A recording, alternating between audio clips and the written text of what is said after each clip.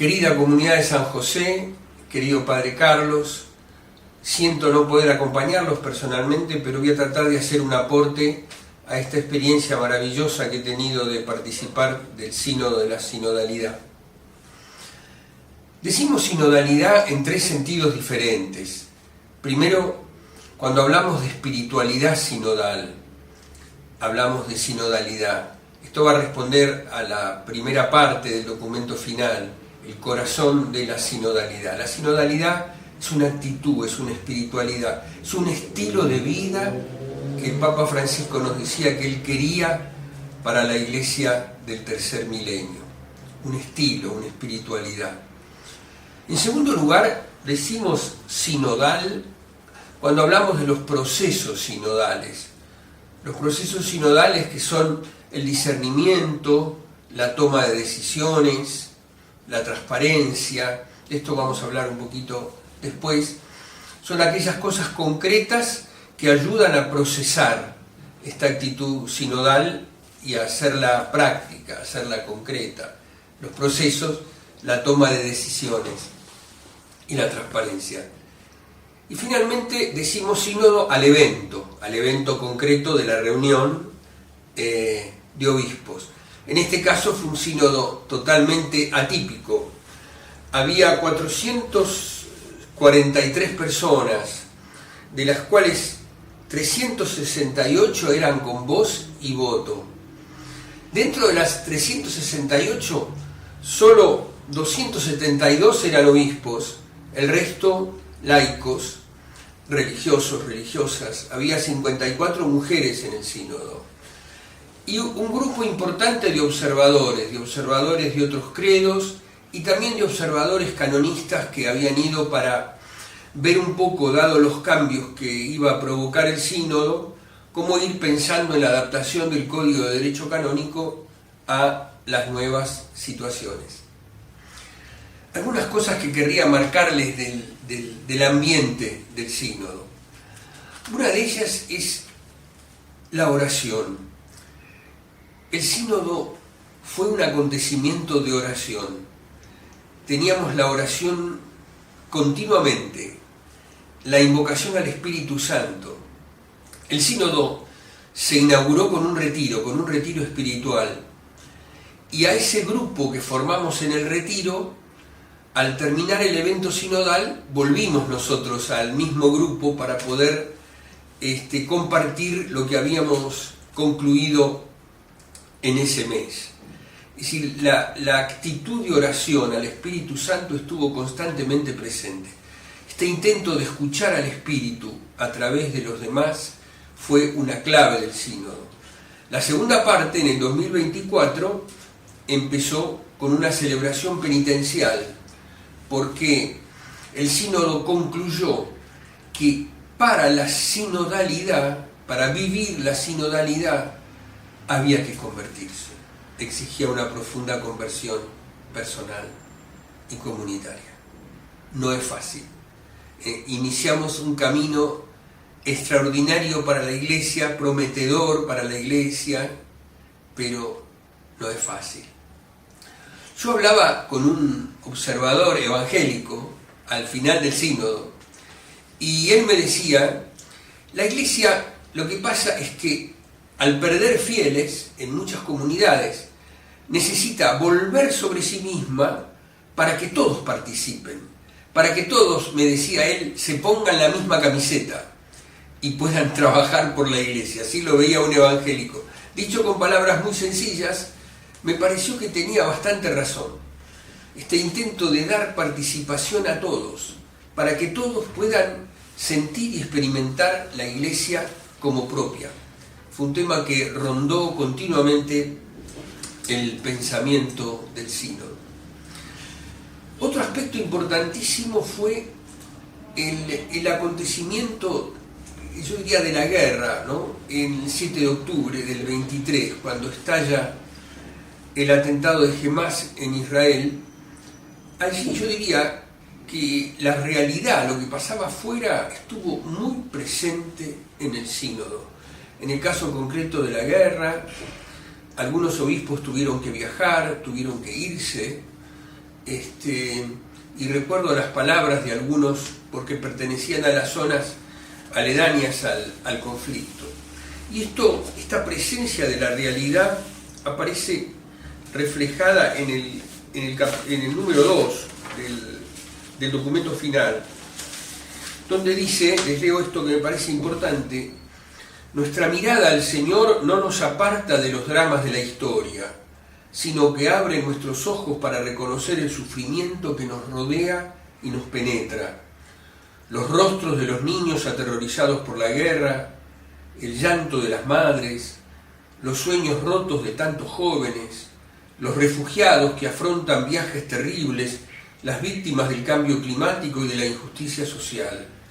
Sus sufrimientos resonaron entre nosotros no solo a través de los medios de comunicación, sino también en las voces de muchos que estuvieron personalmente implicados con sus familias y pueblos en estos trágicos acontecimientos.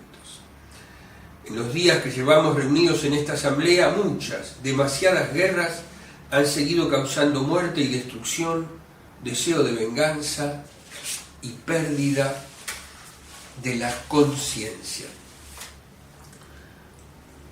Junto con esto, uno de los miembros del sínodo, un laico, empresario, que tenía una flota de buques en el Mediterráneo, destinó algunos de esos buques a rescatar hermanos nuestros que morían prácticamente en el Mediterráneo. Ustedes saben que para pasar del norte de África a Europa muchas veces se usan balsas, pequeñas embarcaciones que no resisten, que se quedan en el camino. Entonces era muy impresionante el relato de este padre sinodal que traía al sínodo el testimonio de su experiencia de vivir prácticamente en el Mediterráneo, rescatando en muchos casos niños. De modo que este acontecimiento tan tremendo de las migraciones, en el mundo hay 350 millones de personas que actualmente están migrando. Fijémonos la importancia que tiene este fenómeno, ¿no?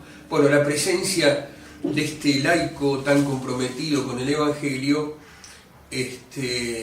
nos hizo mucho bien, y él nos compartió las experiencias de salvatajes que se habían hecho en sus embarcaciones. Lo primero que me encontré en el sínodo es la diversidad, la gran diversidad de la Iglesia Católica.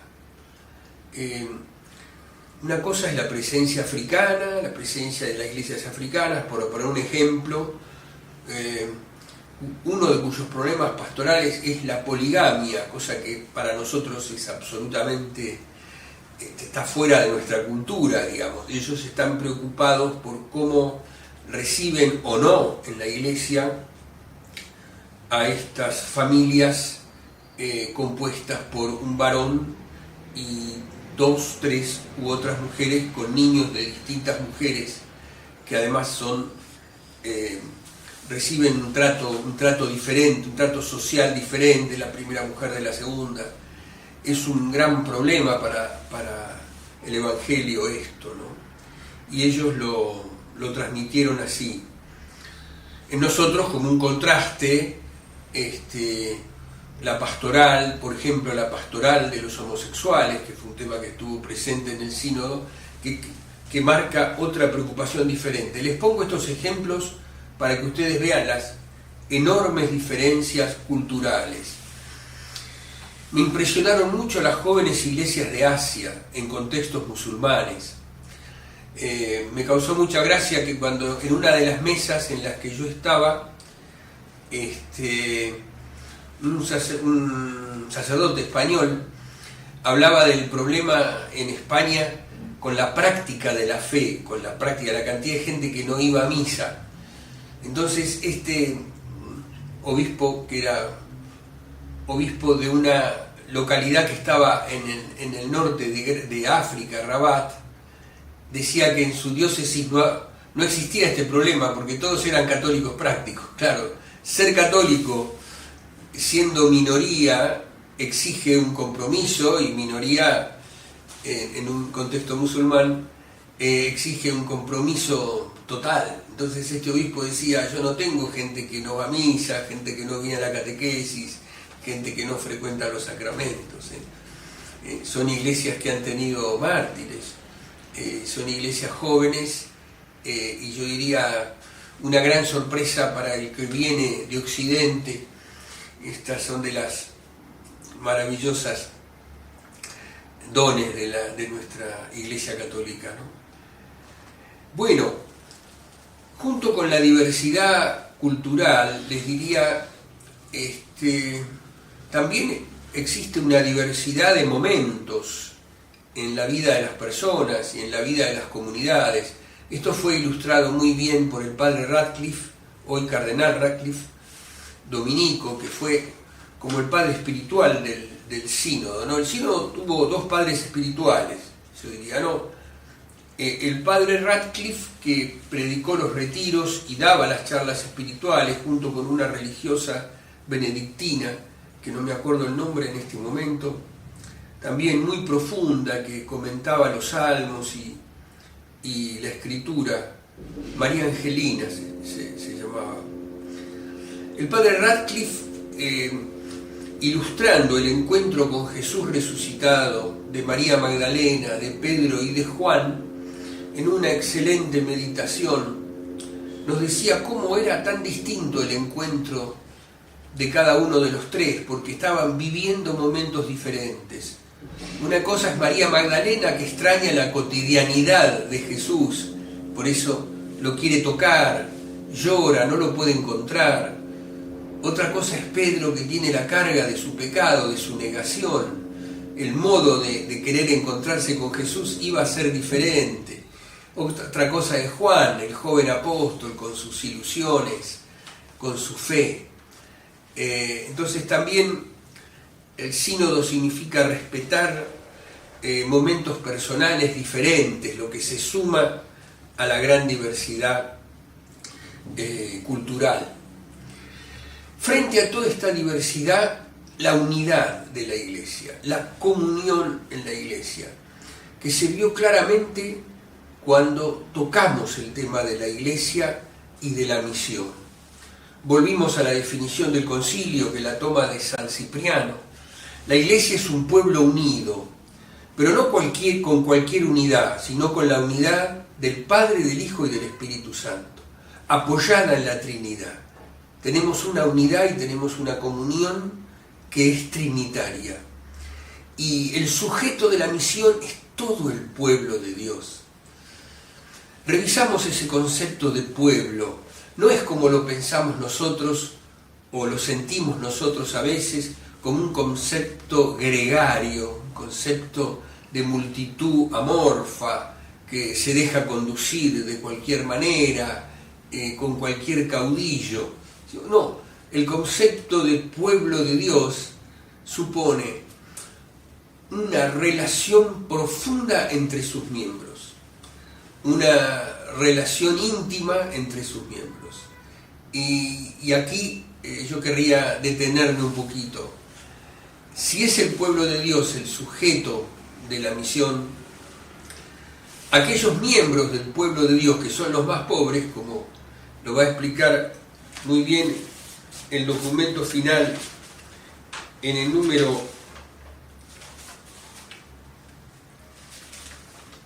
19, entonces es muy importante la consideración de esa parte débil del pueblo de Dios tomada como sujeto de la evangelización. Dice así el número 19: en el corazón de Dios hay un lugar preferente para los pobres, los marginados y excluidos, y por tanto también en el de la Iglesia. En ellos la comunidad cristiana encuentra el rostro y la carne de Cristo, que de rico que era se hizo pobre por nosotros, para que nosotros nos enriqueciéramos con su pobreza. La opción preferencial por los pobres está implícita en la fe cristológica. Los pobres tienen un conocimiento directo del Cristo sufriente que los convierte en heraldos de una salvación recibida como don, y en testigos de la alegría del Evangelio. La Iglesia está llamada a ser pobre con los pobres, que a menudo son la mayoría de los fieles, y a escucharlos, aprendiendo juntos a reconocer los carismas que reciben del Espíritu y a considerarlos sujetos de la evangelización. Esto parece un número muy importante, fue bastante debatido en el sínodo por las distintas experiencias de la vivencia de la pobreza evangélica. Fue un diálogo muy bueno y muy abierto. La actitud sinodal, el espíritu de la sinodalidad, ese espíritu que surge de una conversión, está muy bien resumido en el número 29. Allí aparecen las actitudes de la Virgen, y yo querría que nos detuviéramos un poquito acá, porque esto toca la primera parte, que es el corazón de la sinodalidad. Dice así: en la Virgen María, Madre de Cristo, de la Iglesia y de la humanidad, resplandecen a plena luz los rasgos de una Iglesia sinodal, misionera y misericordiosa.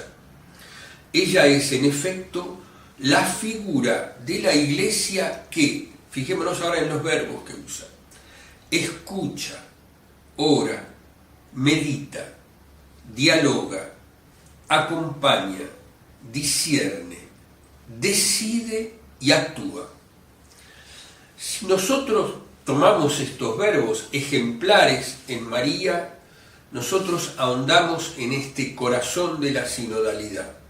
De ella aprendemos el arte de la escucha, la atención a la voluntad de Dios, la obediencia a su palabra, la capacidad de captar las necesidades de los pobres, la valentía de ponerse en camino, el amor que ayuda, el canto de alabanza y la exultación en el Espíritu. Por eso, como afirmaba San Pablo VI, la acción de la Iglesia en el mundo es como una prolongación de la solicitud de María. Después de detenernos en este tema de la espiritualidad de la sinodalidad, pasamos a las relaciones, al tema de las relaciones. Pero antes de eso, yo querría contarles un poquito cómo trabajamos a partir de la escucha, con este deseo de escuchar al Espíritu a través de los hermanos. Yo participé en cada sínodo de 5 mesas. Éramos 11 personas en las mesas y estábamos en un mismo nivel: un cardenal, una señora, una religiosa, un laico, una laica, un sacerdote, un religioso. Éramos 11 en las 5 mesas que integré en los distintos temas. Había una facilitadora o un facilitador que se encargaba de marcar los tiempos y de marcar también los tiempos de oración, porque muchas veces interrumpíamos para hacer oración y para pedir luz al Espíritu Santo. Llevamos adelante el método de la conversación espiritual, que ustedes lo conocen, pero es bueno que podamos profundizarlo cada vez más. En la conversación espiritual, primero, escuchábamos sin preconceptos, sin estar pensando en lo que nosotros vamos a decir, sin estar juzgando inmediatamente lo que oímos, pensando ya sabemos lo que este va a decir o esto me confirma tal. Es decir, rompiendo esos clichés que nosotros tenemos cuando muchas veces escuchamos en grupo, sobre todo el estar pensando en lo que vamos a decir nosotros, y buscar una escucha activa que me haga pensar a través de lo que voy escuchando. Existía un moderador, además de la facilitadora o el facilitador, y un secretario, para que el secretario, al tomar nota, no volcara muchas veces aquello que es de su propia cosecha, sino que fuera más fiel a lo que pasaba en el grupo. Por eso había un moderador que, junto con el secretario, se complementaban para hacer la síntesis final. Primero, la ronda de escucha activa. 3 minutos cada uno, no pasarse. Segundo, las resonancias. Esto es muy importante. ¿Qué me impresionó de lo que dijeron? siempre trabajando sobre lo escuchado, no sobre lo que dije yo. ¿Cómo me resonó lo que escuché? Este paso es muy importante porque crea un clima muy bueno para el intercambio, que es la tercera ronda. Ahí sí se va a dar el intercambio, la búsqueda de consensos. Teníamos que trabajar haciendo una síntesis con 2 carillas, y ahí sí empezamos a querer marcar aquello que uno, a partir de la escucha, le parecía lo más importante. Cuando terminábamos el trabajo de consenso, entregábamos el trabajo de la mesa y comenzábamos a escuchar la síntesis de las 43 mesas que eran, para después volver a cambiar nuestro papel según lo escuchado, volver a revisar nuestro papel con los aportes de las otras 43 mesas. Así que esto es para que tengan una idea de cómo terminamos agotados, pero realmente este esfuerzo de trabajar según lo escuchado, yo creo que es una clave para algunos logros que tuvo el sínodo. Y así fuimos pasando, digamos, cada semana una mesa diferente, y finalmente existía otro modo de intervenir, intervinimos todos, que eran las congregaciones generales, en donde cada uno tocaba su computadora si quería hablar, y hablaba si no había tomado la palabra antes. Tenía 3 minutos también para hablar a toda la asamblea y decir algo que realmente quería expresar a todos. Les había dicho que había 2 personas importantes en el sínodo. Fue Padre Radcliffe, Padre Dominico, que daba la voz espiritual realmente extraordinario, y el Papa Francisco, que estaba, yo les diría, acompañándonos como un párroco, porque era el que llegaba antes y el que se iba al final. Y saludaba a todos, y en los breaks, sobre todo en los momentos de tomar café, no se podía acercar tranquilamente al Papa, poder conversar un ratito con él. Él estuvo dispuesto todos los días del sínodo a estar entre nosotros, intervino 2 o 3 veces y escuchaba con una profunda atención. Esto, por supuesto, que animaba mucho el encuentro sinodal. Bueno, pasamos a la segunda parte, que son las partes de las relaciones. Cómo en las comunidades, principalmente en la iglesia local, el sínodo quiere trabajar profundizando los carismas, profundizando en los ministerios, en el pueblo de Dios, y en el discernimiento de estos carismas, vocaciones y ministerios. Cuando decimos ministerio estamos hablando de servicios. Cuando decimos carismas estamos hablando de dones de Dios, regalos del Espíritu Santo. Cuando decimos vocaciones estamos hablando de llamados. Entonces se habló mucho de cómo en la comunidad debíamos discernir los carismas, los ministerios y las vocaciones en función de las necesidades de la comunidad. Entonces, para poder hacer esto, entonces paso a los procesos sinodales. La autoridad o el consejo de pastoral, que se recomendaba que fuera ampliamente representativo de toda la comunidad, el consejo de pastoral en cada comunidad o el consejo diocesano en cada diócesis, propone un tema, o el obispo o el párroco propone un tema que debe ser propuesto con claridad. Tiene que ser un tema, digamos, acerca del cual tengamos que tomar una decisión. Vamos a poner un ejemplo. Supóngase que a una comunidad le regalan un terreno, entonces el párroco dice: voy a hacer una consulta amplia a la comunidad, ¿qué vamos a hacer con ese terreno? ¿Qué necesita la comunidad en este momento para poder emplear ese terreno? Estoy poniendo un ejemplo, ¿no? Es un tema bien concreto, Entonces allí el párroco no puede hacer la consulta para confirmar lo que ya decidió antes, sino que necesita estar limpio, en blanco, como para poder escuchar bien, ya que él va a tener la última palabra y tomar una decisión correcta. Este paso es fundamental. Escuchar bien los criterios de todos acerca de lo que se propone. Y luego, así como en el libro de los Hechos de los Apóstoles, San Pedro, cuando bautizó al centurión Cornelio, le dio explicación a los judíos que lo interpelaban del sueño que había tenido y por qué había bautizado al centurión Cornelio. Bueno, del mismo modo, el superior, sea el párroco, sea el obispo, cuando toma la última decisión, en función de lo que ha escuchado, explica por qué, a partir de lo escuchado, ha tomado esta decisión, sabiendo que hay opiniones diferentes, opiniones encontradas. Yo les deseo un trabajo muy bueno, que realmente puedan en estas rondas de escucha.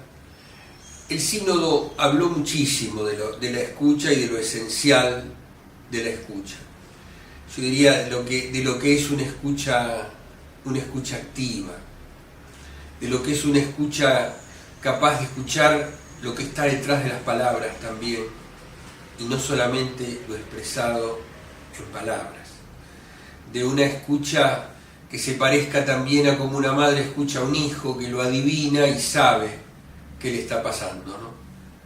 Si llora porque está enfermo, si llora porque está molesto, si llora porque quiere, porque tiene hambre. Es decir, la mamá sabe, uno no sabe, pero esa escucha atenta y activa que nos permite también escucharnos a nosotros mismos, escuchar nuestro cuerpo, escuchar nuestro corazón y escuchar a Dios. Si no podemos dar estos pasos, no vamos a poder descubrir al Espíritu Santo que habla por nuestros hermanos. El sínodo no quiso instituir un ministerio de la escucha, lo dejó librado a cada comunidad. Tal vez se temió de una suerte de apropiación del ministerio, si el ministerio es poder llevar adelante una actitud sinodal, los procesos que necesitamos para entrar en sínodo y unas bendecidas asambleas a toda la comunidad. Querido Padre Carlos, muchísimas gracias por la invitación. Que Dios los bendiga.